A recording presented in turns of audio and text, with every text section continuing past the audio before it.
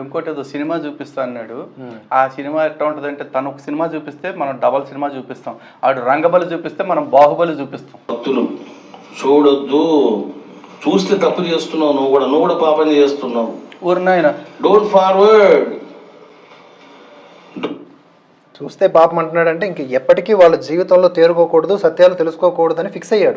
మన వీడియోలు చూస్తే వాళ్ళు రియలైజ్ అయిపోతున్నారు అని వీడి మార్కెట్కి బొక్క పడుతుందని వీడికి అర్థమైపోయింది. అంటే మన వీడియోస్ వాళ్ళ గుడారాన్ని కూలుస్తున్నాయి, ఇప్పటికే చాలా వరకు కదిపించేశాయి.